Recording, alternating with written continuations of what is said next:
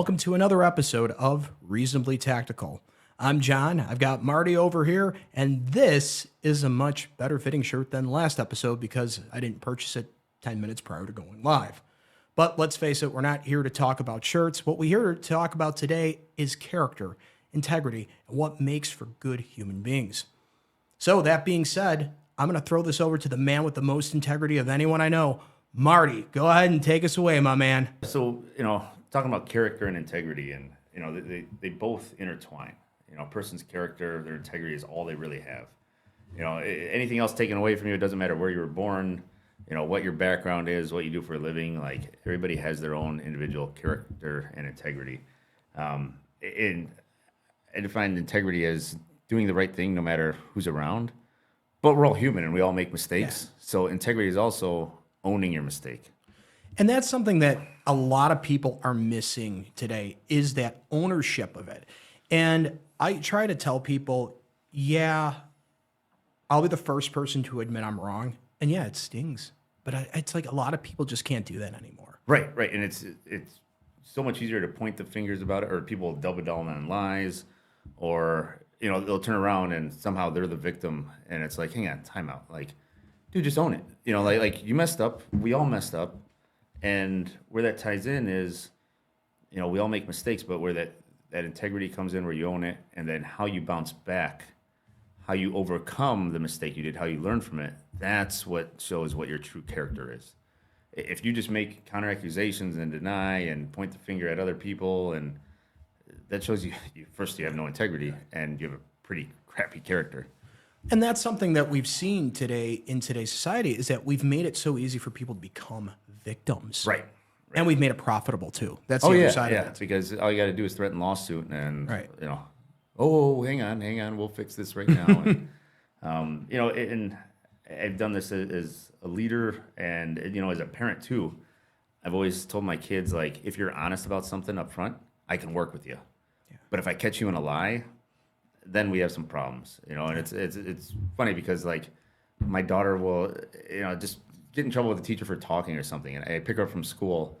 She, like, immediately tells me as she gets in the car, like, Dad, just the teacher scolded me or made me move to it. And I'm like, sweet, thanks for telling me. But, it's not something the teacher's going to call home about. But she's to that point where she'd rather just Dad, in case you get a phone call. But see, that's good parenting right there, because you've got them to feel comfortable enough with you to say, hey, wait a minute, feel free to come to me. And I'm not trying to talk smack about my sister-in-law, but I'm totally going to talk smack about my sister-in-law. Her kids are so afraid to talk to her. And parents, I'm not a parent yet, technically. Soon, yes. But I will say, please, start having conversations with your kids. This is really important. You guys want to have a better country, a better society. It starts with just treating your kids with a little bit of respect, and I guarantee they're going to respect you right back. I mean, Marty, you could talk a little bit more on this than I can. Yeah, and it's, keeping that communication open, because if they're afraid to talk to your parents, then they're going to be afraid to communicate with other people. Right. If they can at least come up and tell you the truth, especially before, principal calls, teacher calls, neighbor calls.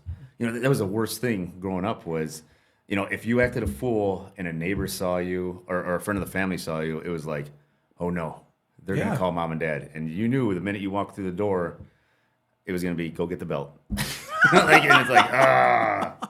Well, and that was the thing with my dad too, was I didn't know what was worse, getting yelled at by my dad or the Catholic guilt from my mom. Both were pretty bad in their own right, believe me. Damnation is pretty big to hold over your head when you're in sixth grade, Right. And, there's two issues that come off of this. One, we talked about, like, the victim thing stuff. Mm-hmm. And it's, we've seen this before, like, nationally. People try to make little incidents into this giant thing where it's like you get the root details and you're like, how did this spiral so far out of control? Or even worse, where it's fabricated. And you get the boy who cried wolf syndrome. And we've seen that everything from, college campuses back in 16 and 17 where people were calling racial, issues, and then it'd come out a month later that it was completely fabricated. And that's the thing too. Let's go there, because it's that crying wolf thing that has destroyed celebrities. It has destroyed politicians.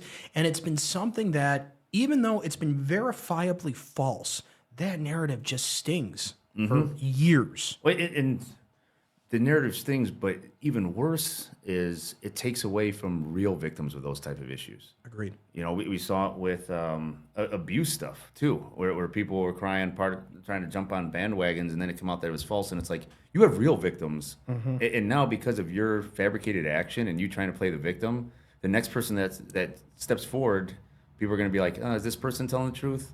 You know, all it does is hurt the cause they said they're championing.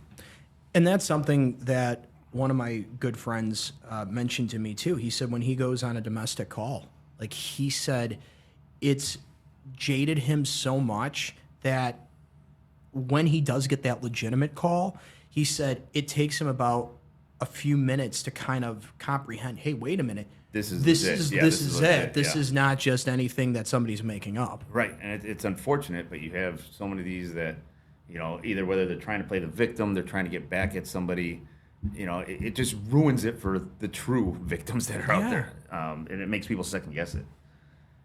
So we have that aspect, but then we also have, on a leadership, administrative, whatever you want to call it side, we've become that knee-jerk reaction to you know, the CYA of, all right, this incident happened, we have to destroy people, you know, and it's like, wait, hang on, let's get all the factors and see what's really going on here.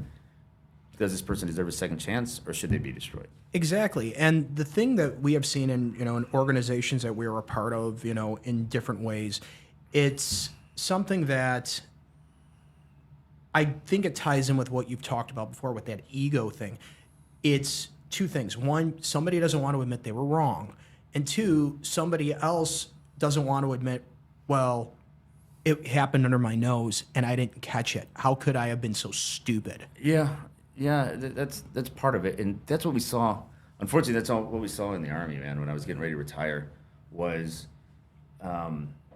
commanders, instead of using their command position and authority to make decisions, they deferred to their JAG officers. Though they're the Judge Advocate Corps, they're the lawyers in the military, and they've given them too much power. Where JAG officers there to advise the commander, to make sure they're in line with regulations, but ultimately the commander has the decision of what to do.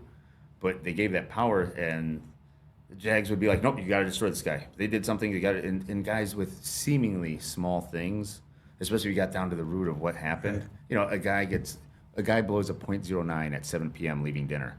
That could happen to anybody. Yeah. You know, like, yes, is it over the limit? But like, all right, man, he had 2 beers with his steak dinner. That could happen to any of us. Like, that's where it's like, okay, you stepped on it. We'll give you a written reprimand. Right. We'll keep it in the safe. If this happens again, okay, now we have an issue. Now we'll crush you. But why do you think that they were so knee-jerk about all that?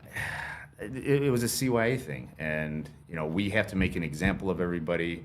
We need to show that we're this, you know, group of choir boys that don't do anything wrong. And it's like, people are human. Yeah. They're going to make mistakes. And that's okay.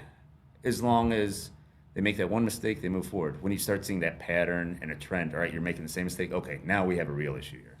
And that's what we see a little bit with people with substance abuse problems too. Yep. And I have a really dear friend. I don't know if he's watching, but I just want you to know I'm here for you. And I've seen it with him. It's been this roller coaster for years. Yeah. And it starts with one little thing. And I get it. You could take that harsh stance and say, well, you'll never do it again, this and that. He's human. And it's hard to find that balance between, right, is it too much and is it not enough? And for some people, they can, you know, first attempt, they kick it. Some people, it's the 10th attempt to get clean. They kick it, you know, then everybody's different. And that's where every situation is different. You have to look at the whole picture. Is this somebody that's never been in trouble before? Is this somebody with a clean record? Or is this somebody that every other week is in trouble, where it's like, okay, you know, like, this is the norm for you. This is your last, you know, like, right, you're done this time, versus crush you on the first time you've ever been in trouble. Exactly. And that's one thing I will say that I always gave my parents some credit for, is as tough as my dad could be, he still gave me the opportunity to speak 20 minutes after he calmed down. You know, it's like, all right, now what happened? And then it was like, okay, and, you know, did you learn? Yeah, okay, stop. And that was it. And there's a fine line with that, because the flip side of it is the people that my kid can do no wrong. Yes. And I'm the first to, like, if I'm called to school for one of my kids, it's like, no, you don't talk. Let me hear what the teacher or the principal has to say. Once they get done, then okay, Yeah. why'd you do that? And usually they're, because we have that relationship, they're like, yep, I did this. I wasn't thinking, all right, let's move forward now. But you have those other parents that, not my kid, there's no way. It's like, well, look what we have right here, video. We have 20 other students that saw this happen and still, nope, not my kid. And so you have to find that balance of being able to talk to them, but also defend them, Mm-hmm. Did you ever see the movie A Bronx Tale? Yeah, of course. Okay. So I think one of the best lines in it was when he tried lying, when Kojiro was a kid and tried lying to his dad. And he goes, well, I took a shot. Well, we can't blame him. He took a shot. It was perfect. Exactly. I've used that line my whole life. Yeah, exactly. Yeah. But I mean, I think you're right. At the end, it all boils down to owning the mistake and being able to tell people, hey, look, I screwed up. I do that all the time. And it's taken me years to finally get comfortable in admitting that. Yeah. Especially when you have a significant other involved too. Oh, yeah. Because then it's different. When multiple people are involved and emotional attachments of people are involved, it creates a bigger, more complex issue. Mm-hmm. But, end of the day, we all make mistakes. Our integrity allows us to own our mistakes, apologize, learn from them, and then bounce back. The way we bounce back is what truly says about our character, what defines our character, not the mistake we made. And for those people out there that need attention so much that they try to play a victim card, take a deep breath, reevaluate what you're doing. There's other ways to get attention. So once again, thanks for tuning in. We will see you next week. Have a good one.